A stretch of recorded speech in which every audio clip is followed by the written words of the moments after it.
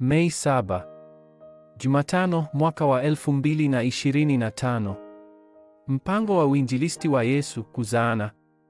Yohana saa 15 na madakika 16.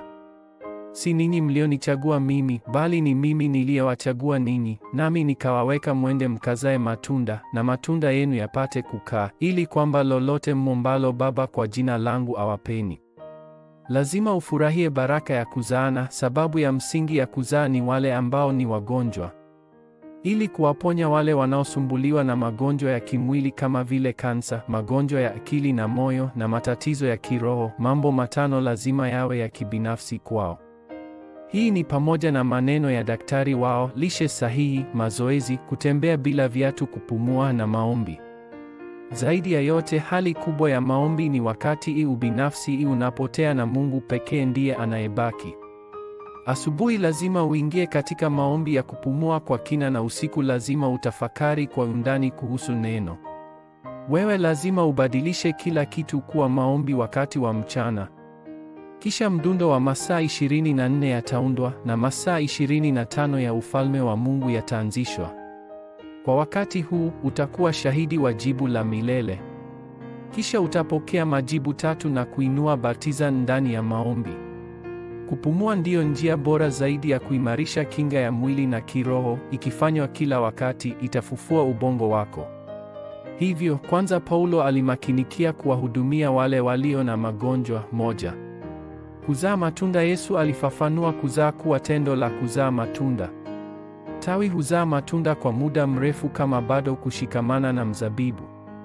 Nitawafanya wavuvi wa watu. Njoo kwangu ninyi wote mliolemewa na mizigo mizito. Nitawapa mamlaka ya kushinda nguvu ya adui. Kwa maneno mengine, yote huja katika hitimisho la kuwa na Mungu. 2. Mbinuko. Kuongeza, kazi ya kuokoa wengine lazima itoke. Huyu ni Immanuel, Mungu akiwa na sisi. Wakati hii hubeba maana ya kuwa na Mungu, pia inaashiria kanisa na tume pia. 3. Jibu kwa waumini wapya. Kuna ratiba tofauti ya wakati wa kupokea majibu. Roho Mtakatifu huwaombea waumini wakijua kwamba sisi ni dhaifu. Ndiyo maana vitu vyote hufanya kazi pamoja kwa wema. Wale wanaosubiri na kuokoa wengine watashinda hatimaye, wakati wale ambao hawana uvumilivu na kusababisha shida kwa wengine watakabiliwa na kutofaulu.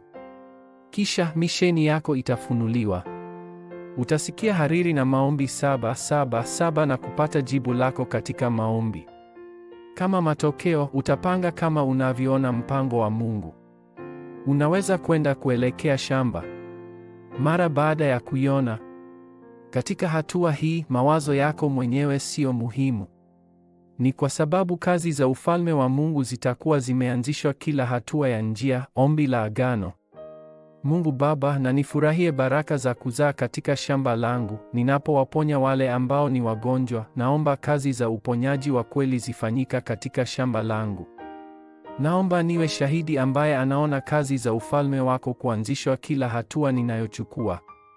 Katika jina la Yesu Kristo naomba. Amen.